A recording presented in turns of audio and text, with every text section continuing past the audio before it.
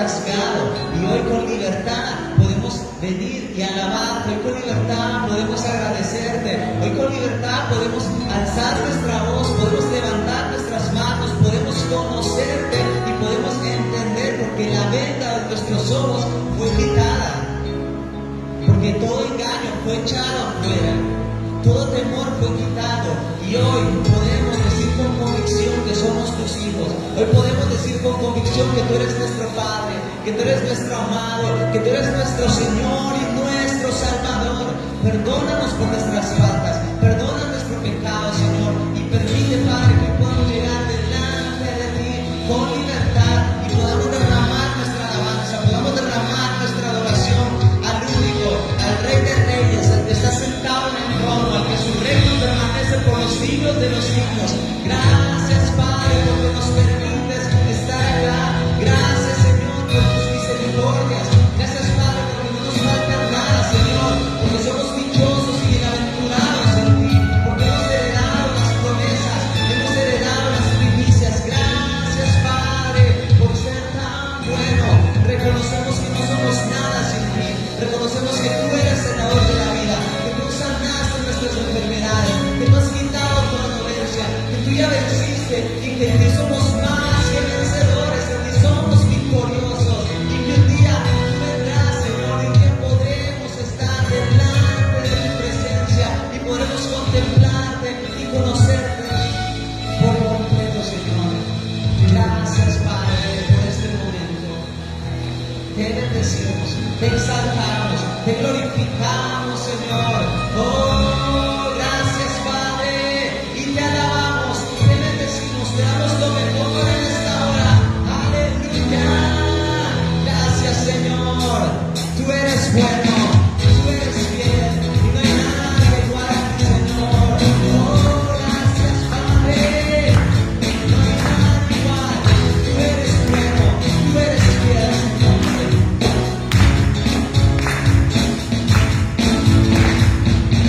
Eres tú la única razón de mi adoración, Jesús. Y eres tú la esperanza que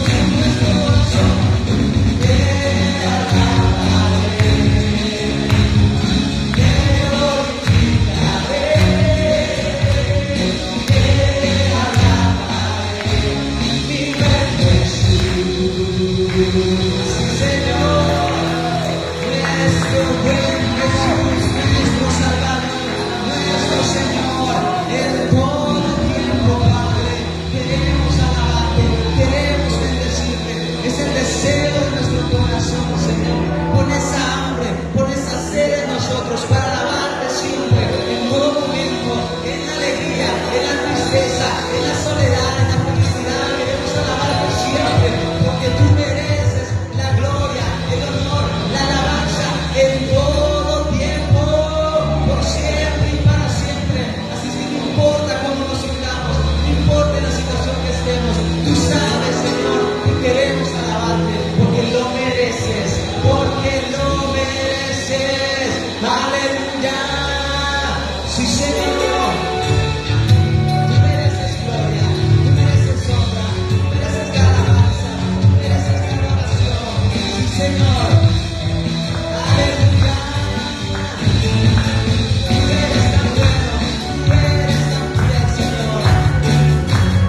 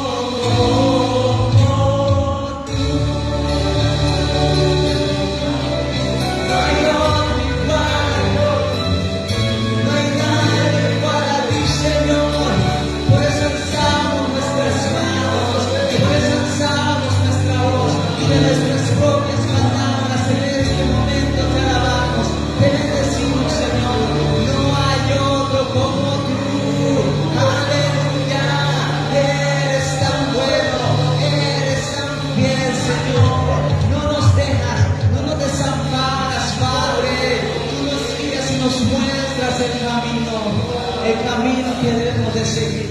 Ordenas nuestros pasos, Señor. Gracias, Padre, por ser tan bueno. Gracias, Señor, por tu fidelidad, porque no hay nadie como tú.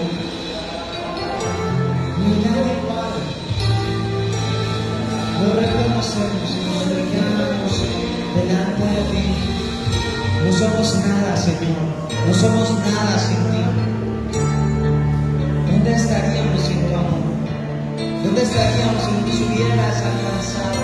Si no te hubieras fijado en nosotros, si no hubieras puesto tu mirada en nuestras vidas, nos has restaurado, nos has dado, Señor, un nuevo camino, un nuevo rumbo, y te agradecemos por ello, Señor, porque has cambiado nuestro lamento en danza, has cambiado nuestra tristeza en alegría, has cambiado nuestra enfermedad y nos has dado sanidad, nos has dado libertad, Señor, has quitado el yugo, has quitado la opresión, y hoy podemos con libertad alabarte y glorificarte y llevar una vida plena en ti, Señor.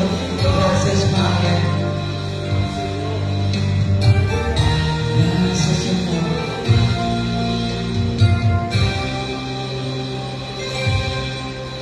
Yo te alabo, Padre, porque tú eres bueno, porque tú me has dado tu verdad. Declaraste tu grandeza a mi vida y me diste de tu amor y libertad. Yo te alabo, Padre, porque tú eres bueno, porque tú me has dado tu verdad. Declaraste tu grandeza a mi vida y me diste de tu amor y libertad. Cordero Santo, hoy alabo tu grandeza. Solo tú eres digno, hoy te quiero exaltar. Mi ofrenda a ti levanto y me postro ante tu altar. Vengo ante tus pies para adorar. Sí, Señor, aquí estamos, Padre. Yo te alabo, Padre, porque tú eres bueno, porque tú me has dado tu verdad. Declaraste tu grandeza a mi vida y me diste de tu amor y libertad. Cordero Santo, hoy alabo tu grandeza. Solo tú eres digno, hoy te quiero exaltar. Mi ofrenda a ti levanto y me postro ante tu altar. Yo vengo ante tus pies para adorar. Sí, Señor, queremos más de ti. Cordero Santo, hoy alabo tu grandeza. Solo tú eres digno, hoy te quiero exaltar. Mi ofrenda a ti levanto y me postro ante tu altar. Vengo ante tus pies para adorar. Yo vengo ante tus pies para adorar. Vengo ante tus pies para adorar.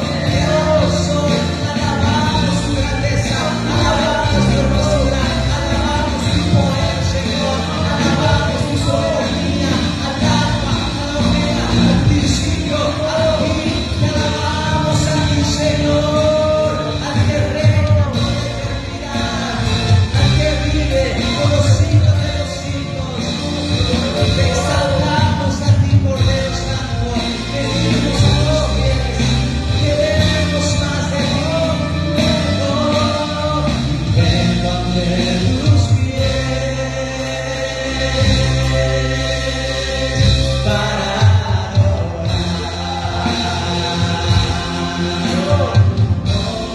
Oh Señor, venimos hoy a ti, aquí estamos, te exaltamos, Dios, queremos más, te alabamos solo a ti, Señor. Oh digno Rey, Salvador, necesitamos, Señor. Gracias, Padre, por este momento. Gracias porque hemos podido alabarte, bendecir tu nombre, Señor, porque tú eres tan bueno, eres tan fiel. Oh, gracias, Padre. No hay nadie como tú, Señor. Cordero Santo, Santo, Santo, Santo eres tú, Señor. Gracias, Padre. Gracias, Señor. Aleluya. Aleluya. Bendito por siempre. Bendito es tu nombre, Señor. Aleluya. Gracias, Padre, por la vida, por la libertad, por el privilegio de invocarte, por la libertad que tenemos para acercarnos delante de ti. Gracias, Padre. Gracias en el nombre de Jesús. Que podemos meditar en tu palabra y tenemos la ayuda de tu Espíritu Santo para poder entenderlo, para que sea aplicada en nuestra vida y en nuestros corazones. Gracias, bendito Dios, en el nombre de Jesús. Amén. Aleluya. Gloria a Dios por siempre. Todo se siente, hermano.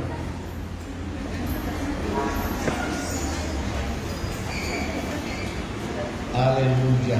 Bueno, estamos en el estudio bíblico del libro de Hebreos y sin más tardanza vamos a la palabra de Dios en esta noche.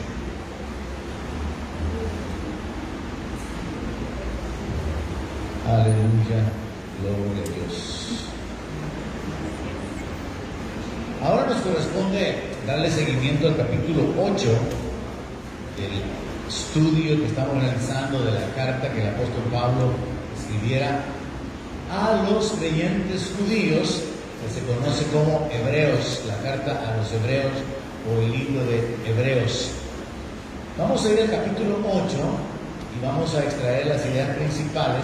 Hoy es noche de estudiar doctrina bíblica cada miércoles mientras estamos en esta secuencia de este libro, de esta carta. Lo que hacemos es extraer la doctrina bíblica, las verdades de la palabra de Dios sobre las cuales se fundamenta nuestra fe, nuestras convicciones, nuestra creencia. Y ahora, bueno, corresponde el capítulo 8 de Hebreos y voy a comenzar con el verso 1 y verso 2, donde la Escritura dice así: ahora bien, el punto principal de lo que venimos diciendo es que tenemos tal sumo sacerdote, el cual se sentó a la diestra del trono de la majestad en los cielos, ministro del santuario y de aquel verdadero tabernáculo que levantó el Señor y no el hombre.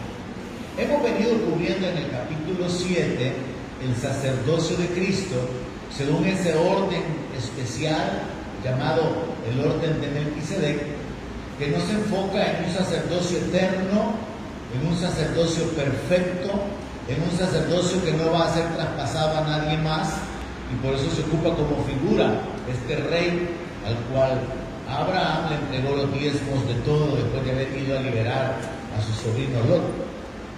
Entonces Pablo viene y en el capítulo 8 dice: miren, de lo que estamos hablando es que nosotros tenemos a ese sumo sacerdote. Y presten atención a esta declaración.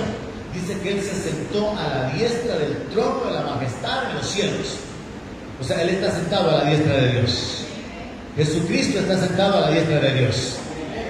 Ahora, entendamos que esto tiene un significado muy interesante. Y es que como ya no se necesitan más sacrificios, el sumo sacerdote se sentó. Piensen esto.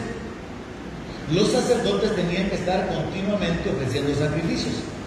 Pero Jesucristo hizo un solo sacrificio para siempre. Y ya no se necesitan más sacrificios. Ni de Él, ni de parte nuestra. Porque Él ya compró nuestra salvación con su muerte, con su sacrificio. Él nos ha hecho perfectos, dice la palabra de Dios.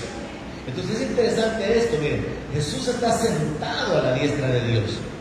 Jesús está sentado a la diestra del Padre. Y eso nos revela dos cosas. Uno, nos revela la dignidad que le pertenece al Señor. La posición de Jesucristo es incomparable. Y por eso nosotros no podemos prestar atención a la enseñanza de ningún filósofo, de ningún fundador de religiones, ni de nadie más, sino de Jesucristo únicamente, porque Él es la verdad, porque Él es el Cordero de Dios, porque Él es el unigénito Hijo de Dios, porque Él es el camino para llegar al Padre. Entonces la posición de Jesús es única y su ministerio también es único. Así que el hecho de que Él está sentado a la diestra del trono de la majestad nos revela esas dos cosas. Uno, la dignidad que le corresponde a Él. Y dos, que como ya no se necesitan más sacrificios, Él se sienta. Eso es sumamente interesante, porque ya no es necesario que Él continúe ministrando. Ya no es necesario que se realicen otros sacrificios, porque ya estuvo. Su sacrificio es suficiente para poder salvarnos y perfeccionarnos. El otro detalle interesante es que en el verso 2 dice que Él es el ministro del santuario, de aquel verdadero tabernáculo que levantó el Señor y no el hombre. En este capítulo 8 vamos a comenzar a introducirnos en una verdad muy interesante. Y es que las cosas que fueron hechas en la tierra son una figura, son una sombra de las cosas celestiales. Y comencemos con que la palabra de Dios dice que nosotros fuimos creados a imagen y semejanza de Dios. Tenemos la imagen y la semejanza de Dios. Pero también la creación, en un sentido amplio, es un reflejo o es una copia de las cosas celestiales. Y cuando hablamos del tabernáculo que Moisés construyó en el desierto, nosotros tenemos que entender algo muy importante. El verdadero tabernáculo existe en el cielo. Y en la tierra se hizo una copia, una figura, como lo vamos a ver más adelante. Se hizo nada más una representación de aquello que es el verdadero tabernáculo construido por Dios y no construido por los hombres. Entonces cuando nosotros pensamos del tabernáculo de Moisés, donde había un lugar santísimo, el lugar santo, y luego los elementos que ahí había, y los atrios y los patios, tenemos que pensar que en el cielo es donde está el modelo original, y que a Moisés se le ordenó que construyera una copia de lo que existía en el cielo. Y quizás aquí para ejemplificarlo me serviría este ejemplo. Un arquitecto o el que diseña un edificio generalmente puede hacer hasta una maqueta. Hoy se hace digitalmente, pero se puede hacer una maqueta, una muestra de cómo va a quedar el edificio, y luego se construye el edificio después de haber construido la maqueta a escala. Pero con esto fue al revés. El verdadero tabernáculo ya existe en el cielo. El verdadero lugar santísimo está en el cielo. Pero Dios le ordenó a Moisés que hiciera una cosa que era como una figura, como una sombra de lo que estaba en el cielo, y de eso es de lo que se nos habla en este capítulo 8. Vamos a avanzar en ello. Verso 3 y verso 4.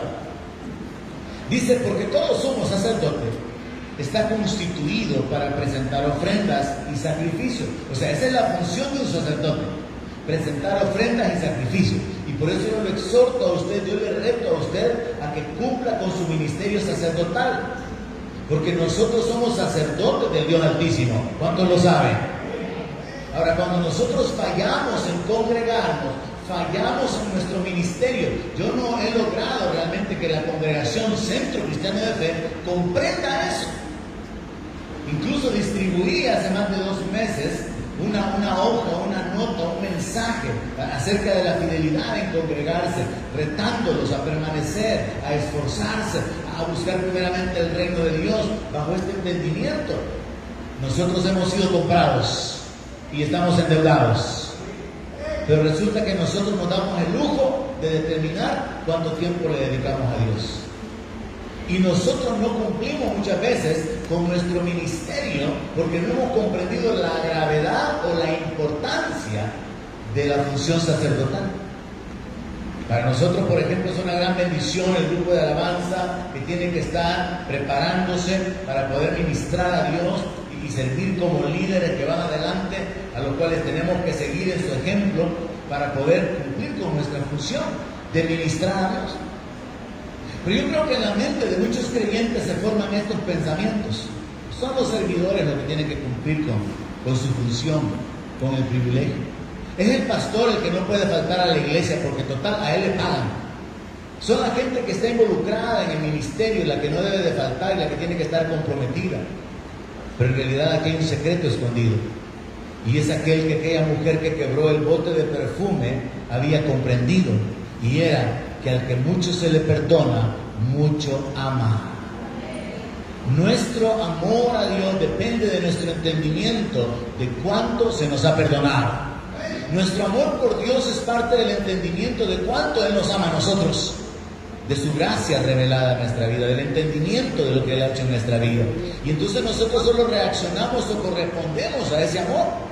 Desgraciadamente, y enfocado en la iglesia local, aunque puedo ampliarlo a todos aquellos que nos miran a través de las redes, la iglesia en un buen porcentaje mantiene una frialdad, una indiferencia, una falta de compromiso, una falta de entrega, porque no hemos valorado verdaderamente el sacrificio de Cristo en la cruz, porque no hemos entendido realmente que nuestra salvación le costó a Él su vida.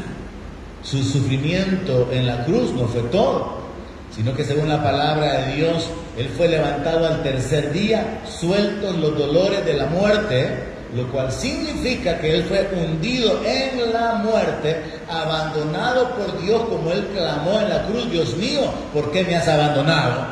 Él experimentó un tremendo sufrimiento durante 3 días y 3 noches en el corazón de la tierra. Entonces, cuando nosotros no entendemos eso, y no entendemos que tenemos una función sacerdotal, fallamos en nuestro ministerio, fallamos en nuestra responsabilidad de venir y presentarle a Dios nuestros sacrificios espirituales. Pedro, entendiendo esto y siguiendo esta línea, dice que nosotros tenemos que crecer como casa espiritual y sacerdocio santo para ofrecerle a Dios sacrificios espirituales agradables por medio de Jesucristo. Todo creyente debería estar enfocado en eso, en crecer espiritualmente como casa, como habitación de Dios, como templo de Dios, pero también en crecer espiritualmente en su desarrollo como un buen ministro, como un sacerdote, como alguien que está continuamente presentando sacrificios, que está continuamente presentando ofrendas. Eso es lo que dice el verso 3, que el sumo sacerdote está constituido para presentar ofrendas y sacrificios. Ahora, aplicándolo al Señor Jesucristo, dice: por lo cual es necesario que también éste tenga algo que ofrecer.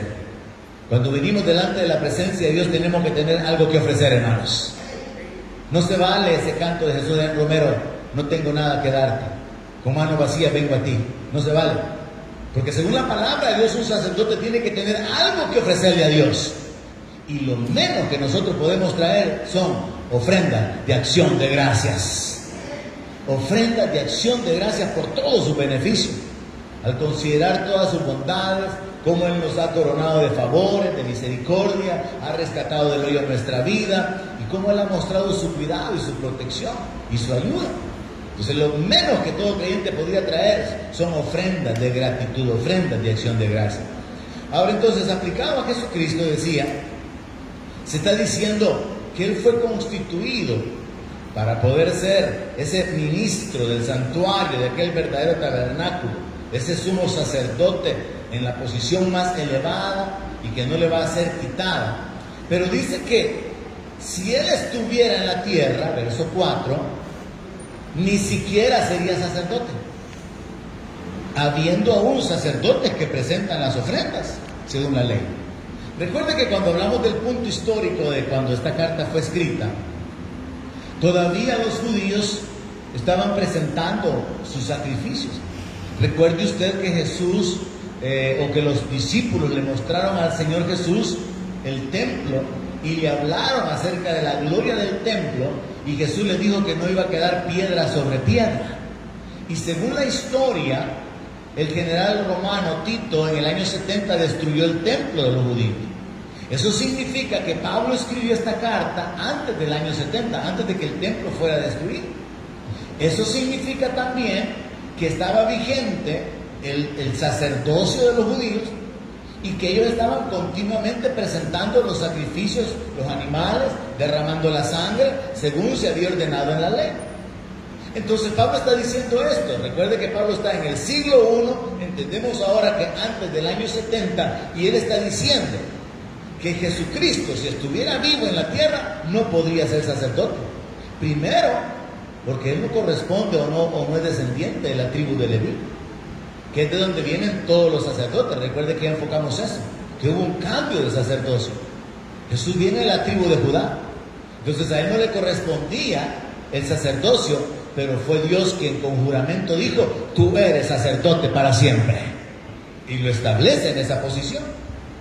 Entonces Pablo está haciendo referencia a que en su tiempo, cuando él está escribiendo esta carta, hay sacerdotes cumpliendo con su función, están realizando los sacrificios, y que por lo tanto, estando vigentes los sacerdotes descendientes de la tribu de Leví, Jesucristo no tendría lugar u oportunidad para ser sacerdote ni para poder ministrar, porque a él no le correspondería hacerlo. Pero entonces viene la explicación a partir del verso 5, y entonces Pablo se enfoca en que los sacerdotes levitas fueron constituidos por Dios según la ley para ministrar en un tabernáculo terrenal, para ministrar o para servir y presentar ofrendas y sacrificios en un lugar que en realidad era una figura y una sombra de lo verdadero. Leo el verso 5. Dice: los cuales, o sea, los sacerdotes, sirven a lo que es figura y sombra de las cosas celestiales, como se le advirtió a Moisés cuando iba a erigir el tabernáculo, diciéndole: mira, haz todas las cosas conforme al modelo que se te ha mostrado en el monte. O sea que Dios le mostró a Moisés un modelo de cómo construir el tabernáculo. Dios le dio la orden acerca de los materiales que tenía que utilizar, las medidas que tenía que tener, las divisiones, los elementos. Dios le dio a Moisés instrucciones bien claras hasta de la mezcla para poder hacer el incienso. Dios le instruyó a Moisés de una manera tan específica, porque todo esto era simbólico de lo que realmente existe en el cielo. Entonces, Pablo está diciendo que los sacerdotes terrenales sirven o ministran en un lugar que es figura y sombra de las cosas celestiales, y que él construyó ese tabernáculo, y posteriormente David, por medio de su hijo Salomón, David acumuló los materiales y riquezas para poder construir el templo. Salomón construyó el templo, y ahora aquel lugar que era una tienda es convertido en algo glorioso en el templo, donde está siempre el lugar santísimo, el lugar santo, y luego todos los instrumentos, todo el mobiliario que Dios le había mostrado a Moisés que hiciera. Ahora, un ejemplo de cómo todo esto era sombra, hermano. El tabernáculo terrenal y el diseño del templo, hecho por Salomón, solo son como una sombra de lo que en realidad existe en el cielo. El hecho de que hubieran cortinas para poder separar el lugar santísimo revela o da a entender que Dios en su santidad es inaccesible, está apartado, está separado, y nadie puede llegar a su presencia. Por eso la palabra Dios dice que a Dios nadie lo ha visto jamás, ningún hombre lo ha visto ni lo puede ver. Él habita en la santidad. Ahora, Dios es inaccesible en el sentido de su santidad, de su majestad y de su gloria. Pero piensa en esto. Según la descripción que hay con respecto al arca, al propiciatorio, a Moisés se le ordenó que construyera una tapadera para el arca donde habían 2 querubines, uno frente al otro. Ahora, como todo esto es figura, ¿qué es lo que nos está diciendo? Que los querubines están rodeando y guardando la presencia de Dios en un sentido figurado. Entonces, en el diseño que se construyó en la tierra, en esa figura, en esa sombra de las cosas celestiales, a Moisés se le ordenó que construyera la tapadera del arca, el propiciatorio, con esos 2 querubines, con sus alas extendidas. Con unas alas se tapaban los ojos, con las otras alas estaban extendidos hacia adelante. Y esto es un simbolismo de que Dios está rodeado de las huestes angelicales, o de que los querubines están cerca de la gloria de Dios. Y en ese sentido todo viene siendo como una figura, un simbolismo de lo que en realidad hay en el cielo. Así que entendemos esto. Los sacerdotes terrenales servían, ministraban, fungían como sacerdotes en una cosa que había sido construida según el modelo espiritual, según el modelo real que existía en los cielos. Ahora, esto tiene que abrir nuestra mente entonces con este entendimiento. Nosotros como gentiles que no sabemos nada del templo, sino lo que hemos leído, lo que hemos estudiado, que no sabemos nada acerca del tabernáculo, tenemos que comprender que todo aquello conectado con la cultura y la religión judía en el Antiguo Testamento, en realidad fue hecho bajo una orden divina, pero que en el cielo está lo verdadero, allá está lo real. Y entonces nosotros tenemos que pensar y entender eso, que en el cielo está lo que es verdadero, lo que es real, y que en la tierra solamente hay figura. Y es que todo en la tierra, hermanos, es figura. Por ejemplo, nosotros como hombres somos figura y sombra de lo que es un padre. ¿Y qué sombra más mal hecha somos nosotros, verdad? Somos una figura nada más de la sombra, una figura como una sombra de lo que es Dios como padre. La iglesia viene a ser como una figura de la familia, donde hay hermanos, donde todos somos hermanos y hay un solo padre. Y así podemos ir encontrando que hay una serie de elementos en la tierra, en lo natural, en lo terrenal, que son nada más la figura, nada más la sombra de las cosas verdaderas. Ahora, a partir del verso 6, enfocándonos en la dignidad del Señor Jesucristo, de nuevo se enfatiza lo que viene a ser una clave en el libro de Hebreos. La clave es que Jesús es mejor en todo y que Jesús es incomparable. Jesús no puede ser comparado con ningún personaje. Yo recuerdo dentro de mi crecimiento, dentro de mi desarrollo como joven, cuando andaba buscando el conocer a Dios, cuando andaba conociendo por medio de las diferentes religiones el camino para poder conocer a Dios, que en algún punto de esa historia se me dijo que Jesucristo era un personaje que había alcanzado una iluminación que muy pocos seres humanos han alcanzado.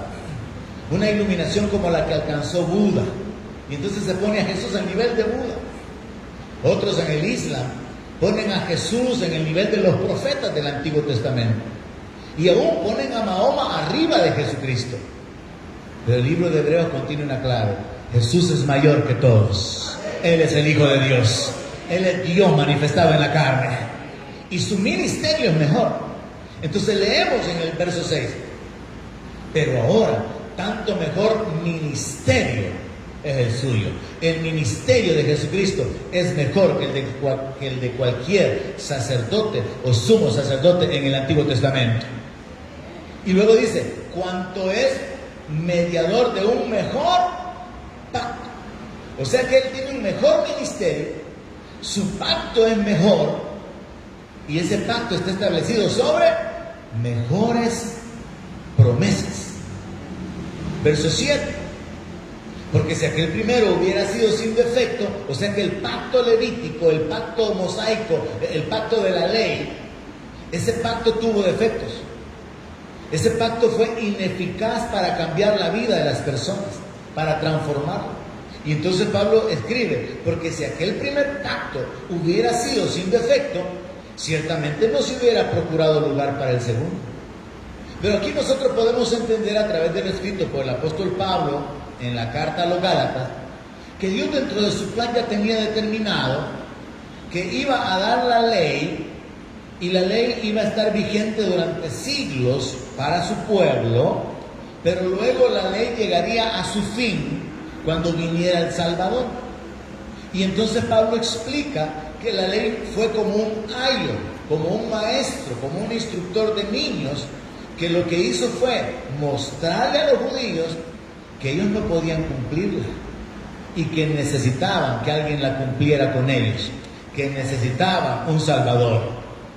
Entonces nosotros tenemos que entender que dentro del plan de Dios, Él dio la ley, pero Dios ya sabía que la ley no puede justificar a nadie, porque por las obras de la ley nadie puede ser justificado, porque nadie puede cumplirla.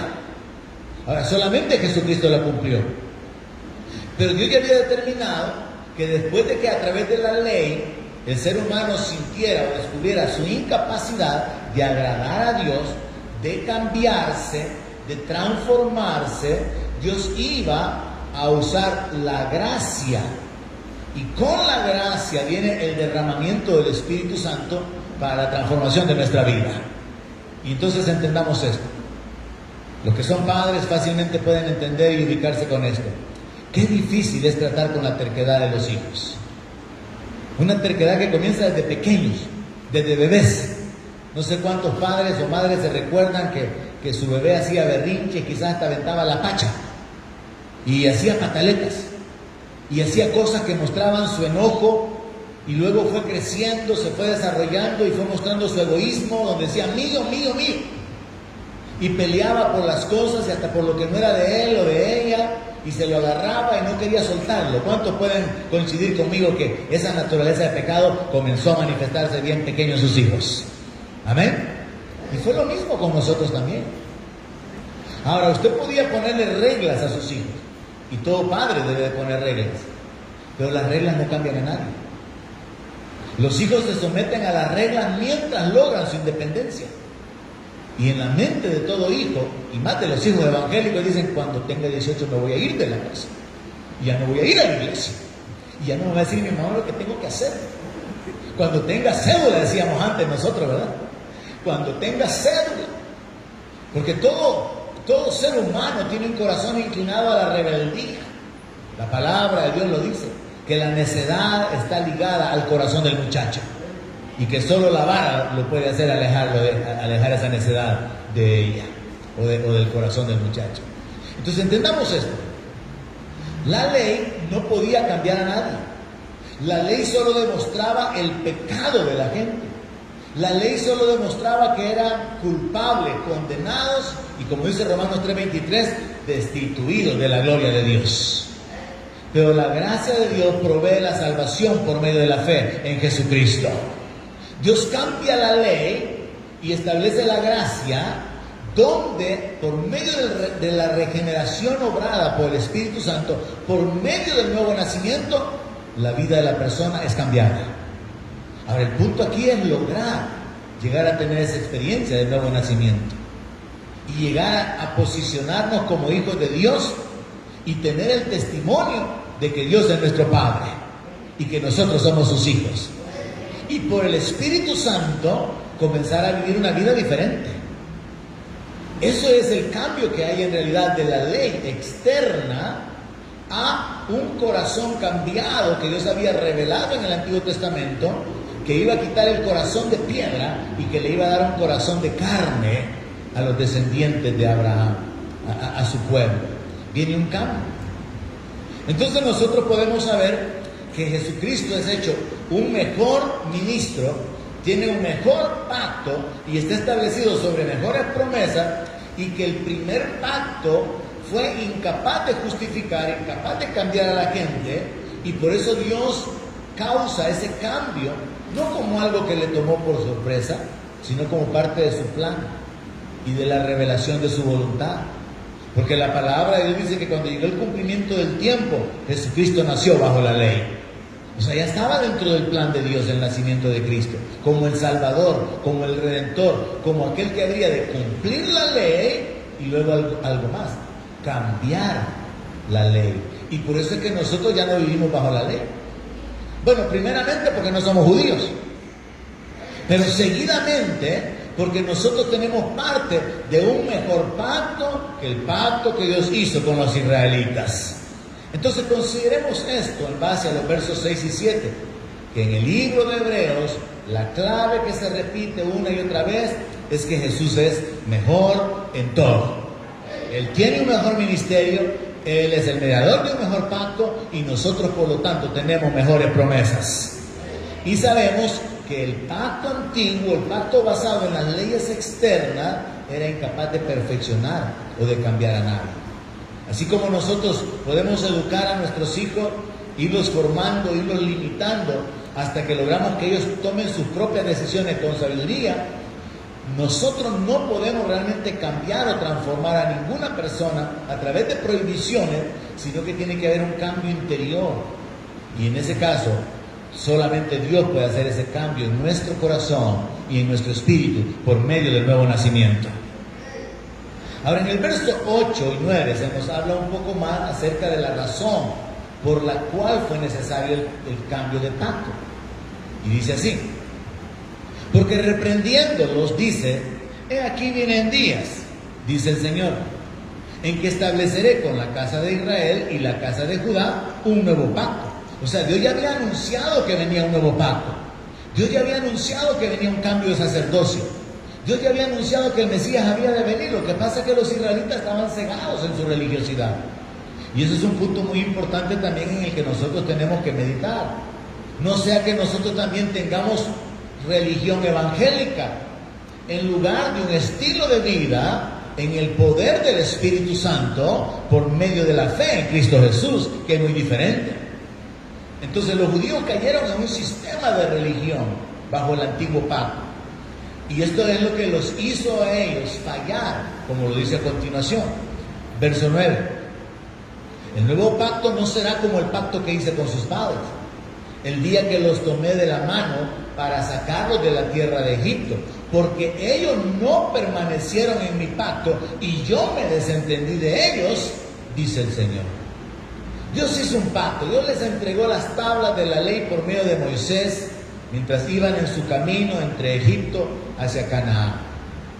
El pueblo supuestamente tenía un pacto con el Dios vivo, pero ese pueblo no obedeció a Dios, no reconoció el liderazgo establecido por Dios, no caminó en el temor a Dios, provocaron a Dios, tentaron a Dios, dudaron de Dios y se comportaron de una manera que al final Dios dice, yo me desentendí de ellos, dice el Señor.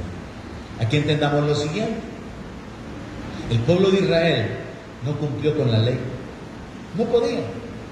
Ahora, no solamente no podían, sino que no llegaron al punto de humillación dependiendo de Dios, sino que abandonaron la ley. Recuerde usted, por ejemplo, en el libro de Malaquías, cuando el Señor reprende a los sacerdotes, porque Él les dice que los sacerdotes han dicho, qué fastidio es esto.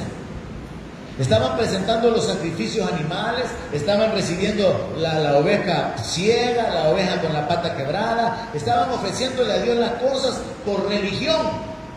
Eso es lo que hacen muchos evangélicos ahora.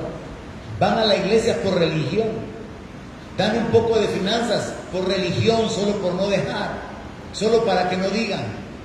Cantan, pero como dijo el Señor Jesucristo a los fariseos y a los israelitas, este pueblo con sus labios me honra, pero su corazón está lejos. Es una realidad en la vida de muchos cristianos. No hay una vida de fe, no hay una devoción, no hay un anhelo por la presencia, no hay un deleite en la alabanza y en la adoración. No lo hay.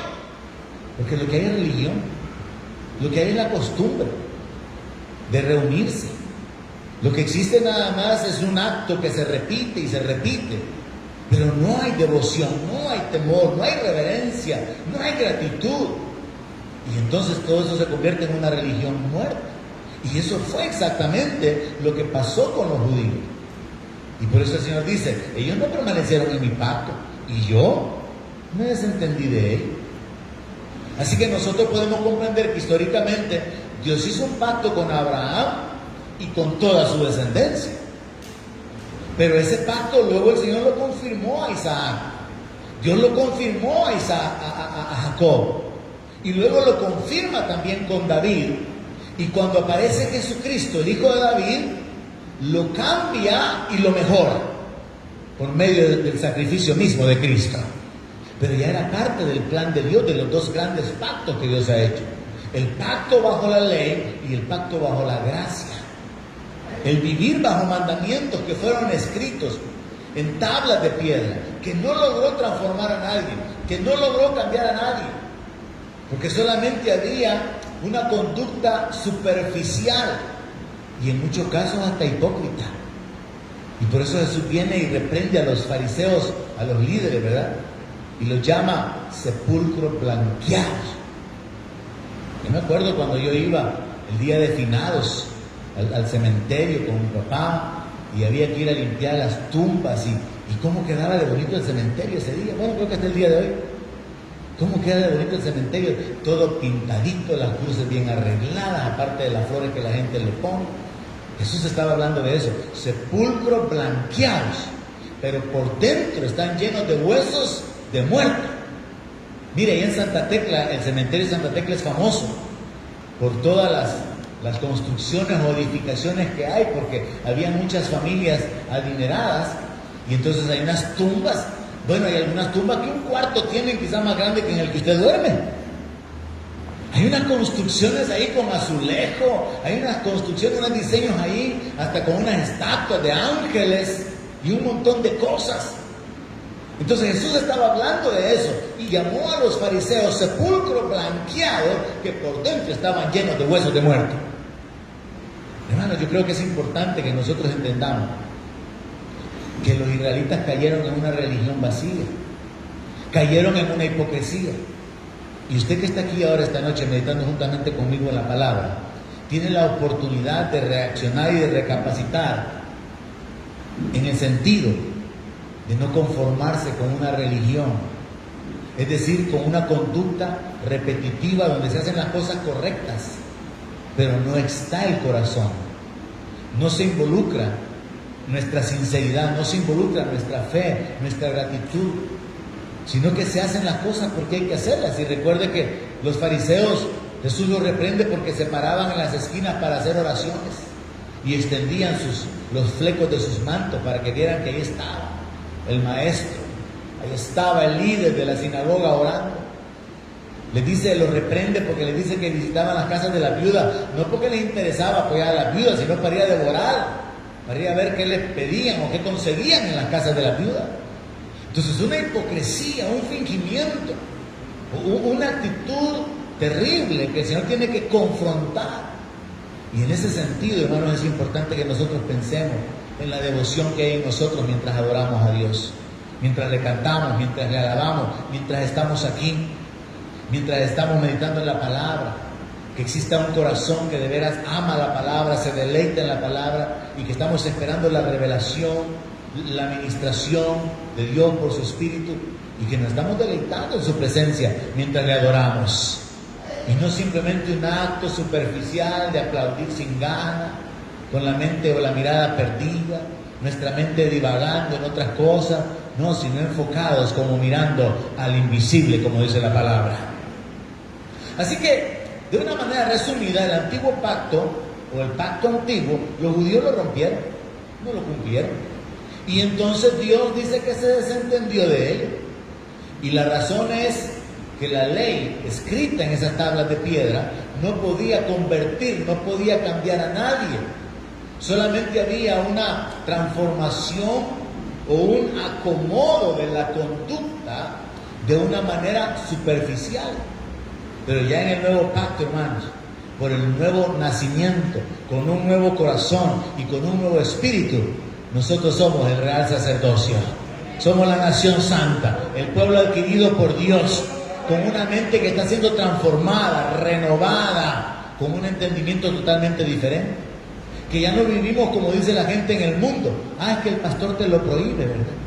Es que ya no pones arbolito porque el pastor te lo prohíbe, ¿verdad? Es que ya no te vestís de corto porque el pastor te lo prohíbe, ¿verdad? Es que ya no te echan ni una cerveza porque el pastor te lo prohíbe. Y mucha gente en el mundo habla en esos términos. ¿Cómo que si uno anda sacándole carrera a la gente? Es Dios por su Espíritu que no obra en nuestro interior y nos va dando entendimiento de lo que tenemos que hacer y de lo que no tenemos que hacer. Porque Jesús dijo, el que me sigue no andará en tinieblas, sino que tendrá la luz de la vida. Y usted llega a un punto donde usted entiende, usted no vive por leyes que están escritas y prohibiciones. Usted vive por la guianza, o al menos tiene que aprender a vivir por la guianza del Espíritu Santo. Y eso es de lo que nos habla el verso 10. Por lo cual, este es el pacto que haré con la casa de Israel después de aquellos días, dice el Señor. Pondré mis leyes en la mente de ellos y sobre su corazón las escribiré. Y seré a ellos por Dios y ellos me serán a mí por pueblo, y ninguno enseñará a su prójimo, ni ninguno a su hermano diciendo, conoce al Señor. Porque todos me conocerán, desde el menor hasta el mayor de ellos. Porque seré propicio a sus injusticias y nunca más me acordaré de sus pecados y de sus iniquidades. Este verso, hermano, este pasaje es sumamente interesante porque Dios ya había anticipado el cambio de pacto. Dios ya había anunciado que la ley iba a tener un fin cuando viniera el Mesías. Dios ya había establecido que la ley solamente iba a ser un medio para poder probarle, en este caso a la descendencia de Abraham o a la humanidad, que la ley no podía cambiar a nadie y que todos necesitamos ser perdonados, que todos necesitamos un Salvador, que todos necesitamos ser justificados. Y entonces la revelación del Nuevo Testamento es justificación por medio de la fe en Jesucristo. Justificados pues gratuitamente por medio de la fe, tenemos paz para con Dios. La revelación del Nuevo Testamento es esa, justificación por fe. En el Antiguo Testamento y bajo la ley, el enfoque era, el que cumpla la ley será salvo. El que cumpla la ley va a ser declarado justo, pero nadie podía cumplirla. Pero en el Nuevo Testamento es la justificación por medio de la fe en Jesucristo. Entonces nosotros sabemos que Dios en su sabiduría dio la ley para poder probar que el hombre no se puede regenerar, ni se puede transformar. Estaba escrito, no robarás. Pero el ser humano no puede dejar de robar solamente porque esté la prohibición de no robar, sino que hasta que su corazón es cambiado y entonces camina en amor al prójimo y no va a robar por no hacerle daño al prójimo. ¿Por qué nosotros no nos robamos entre nosotros mismos? ¿Por qué nosotros aquí podemos encontrar cosas o hay cosas por ahí disponibles y no vamos a estar pensando en robar? Porque nuestro corazón ha sido cambiado. Pero ya nos pasó en este montón de años que hemos estado juntos, que los ladrones vinieron algún día a la iglesia y se llevaron una cartera. ¿Por qué a ellos no les dio pesar o no pensaron dos veces llevarse algo? Porque su corazón está cambiado. Es el corazón cambiado la clave para poder agradar a Dios. La ley externa no nos cambia. La ley solamente pone prohibiciones o limitaciones, pero uno determina cuándo cumplirlas o no. Ejemplo, la ley dice que no hay que cruzarse la línea amarilla. Pero cuando no hay vehículo, no hay vehículo. Crucemos. Se necesita un corazón verdaderamente cambiado y un entendimiento claro del peligro que hay y de que estamos violando la ley para decir, aunque puedo cruzarme aquí la raya amarilla, no lo voy a hacer. Se necesita un cambio interno para poder caminar en justicia, para poder caminar en verdad, porque lo externo no cambia a nadie. Lo externo nos puede hacer obligadamente que actuemos de cierta manera, pero lo que se necesita realmente es un cambio en nuestro interior, y eso es lo que Dios ha hecho por medio de su Espíritu, porque ahora somos participantes de la naturaleza divina. Entonces nosotros podemos saber, según lo que Dios está diciendo acá, cuando Él pensó en poner la ley en la mente del ser humano y escribir las leyes en el corazón del ser humano, Dios pensó en un cambio en el interior y que el ser humano no viviera dependiendo de las prohibiciones que estaban escritas. No adorarás imágenes, no vas a robar, no vas a mentir, no vas a codiciar. El ser humano ya no iba a vivir bajo esas prohibiciones externas, sino que el ser humano iba a vivir con la ley escrita dentro de su corazón. Y cuando uno nace de nuevo, uno va comenzando a tener un discernimiento de lo que le agrada a Dios y de lo que no le agrada a Dios, de lo que es justo y de lo que es injusto, de lo que es verdadero y de lo que no lo es. Y entonces por el mismo Espíritu uno puede vivir de una manera diferente, porque la regeneración por el Espíritu Santo nos permite vivir bajo la guianza del Espíritu y nos permite vivir en el poder del Espíritu. Veámoslo de esta manera. La ley prohíbe algo, pero no da el poder para cumplirlo, sino que solamente la prohibición. Pero el Espíritu Santo nos da el poder para no pecar. La palabra de Dios dice: bienaventurado el varón que soporta la tentación. Pero Jesús dijo: orad para que no caigan en tentación. Es posible no caer en tentación, pero no porque hay un mandamiento, sino porque hay un cambio de corazón. Y cuando hay un cambio de corazón, hay una naturaleza diferente, hay un poder diferente, y eso es lo que nos hace vivir diferentes. Entonces Dios estaba enfocado en eso, en un cambio en el corazón, en un cambio en la mente, poniendo las leyes en la mente y en el corazón de las personas. Y sobre todo, la revelación cuando Él dice: ninguno enseñará a su prójimo, ni ninguno a su hermano, diciendo: conoce al Señor, porque todos me conocerán, desde el menor hasta el mayor de ellos. En el sentido de que como iglesia, bajo el nuevo pacto, nosotros hemos llegado a entender la relación que tenemos con Dios como Padre. ¿Cuántos pueden invocar a Dios como Padre? Para mí eso fue una revelación, porque yo recuerdo de niño, yo fui muy religioso, llegué a la edad de la juventud, cuando ya conocí al Señor, pero yo recuerdo que cuando yo rezaba a Dios. Pero cuando nací de nuevo, yo sabía que Él era mi Padre. ¿Cuántos aquí ya lo saben también? Y entonces no oramos: oh Dios Todopoderoso, oh Dios Altísimo, ¿no? Padre Celestial.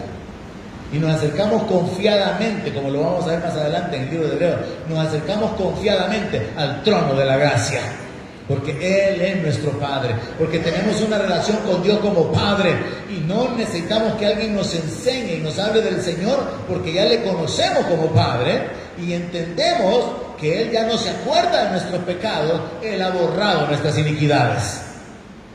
Verso 13. Al decir nuevo pacto, ha dado por viejo al primero.